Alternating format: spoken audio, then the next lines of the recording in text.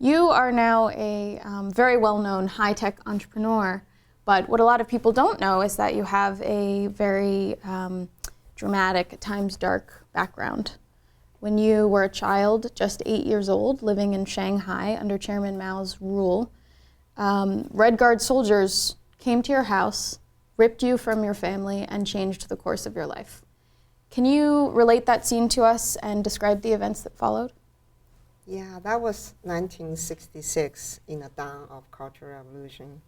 And one day I heard this huge noise in the courtyard, and I saw Red Guard was coming for my parents. My Shanghai Papa has already been put away. My Shanghai Mama and I were the only two at home. Then I heard my mom crying, say she's so little. So I stick my head out to look, and I heard a Red Guard say, she's there. Then I knew they were coming for me. So I ran back to the library, and they came up and grabbed me. I wasn't even given a chance to give a hug to my mom, and I was taken away from Shanghai home, which is the only home that I knew. Following that was brainwashing about we were nobody. So we were told we were nobody. We were told our parents have committed crime against the people. We were here to redeem their sin. And we were putting into bitter meal, which is food that you cannot eat because they use mud, tree trunks, and to feed us. And we were put in place to witness killing of our teachers. All of those was trying to scare us so that we would not do anything crazy. You describe horrific scenes of starvation, torture, being forced to work in factories, being brutally raped. What was your darkest moment during that period? My darkest moment was after I was gang raped, and I was being called broken shoe. And the shame that's brought to me at the time that I was a victim and I was a young child, that I had nobody to talk to.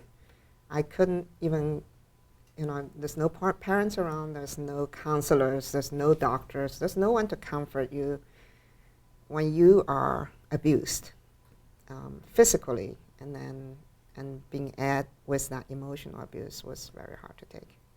So how did you survive? What kept you going?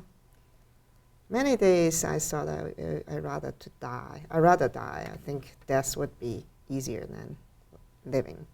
But I have a little sister, and I need to take care of her, and I didn't know what would happen to her if I take my life, or if I'm careless, somebody else take my life. I think it's the responsibility kept me going. You were exiled, sent on a plane to America, knowing 3 words of English, without any money, knowing no one in the country. What were the immediate months like in America, and how did you adapt to this new culture? Right. When I first came to America, I didn't have friends. I was very alone, and I didn't have any time for social life. And then later, I became entrepreneur. I think many CEO will say that CEO job is very lonely, because you don't have anybody to talk to. You have no peers when you are on the top. And today I'm a single mother. Mm-hmm. It's another side of being alone. Do you think that some of the experiences that you went through in China and those early years in America trained you or shaped you for your later life as an entrepreneur? I'm very good at self-learning because I didn't go to normal school. I have a strong ability to adapt to changes. Change doesn't scare me. I have the ability to deal with life events, even if it's traumatic, and not having a very strong emotional reaction to it, so I can make rational decisions.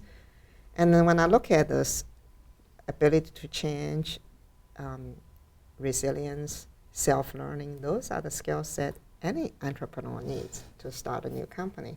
Everything we've been talking about today, your journey from China to America to a tech entrepreneur, is outlined in your new memoir, Bend, Not Break, which is coming out this month. Why did you decide to write this book, and what was it like reliving some of those experiences? It took some courage to write this book. And I wrote this book not for who I am today, but for the nobody I once was. And I thought that telling this story is a generous thing to do. And I also wanted to leave it with my daughter. And I think a lot of people look at you and say, you are the American story. Do you feel like that? Oh, absolutely. I live in American dream, right? I'm the American dream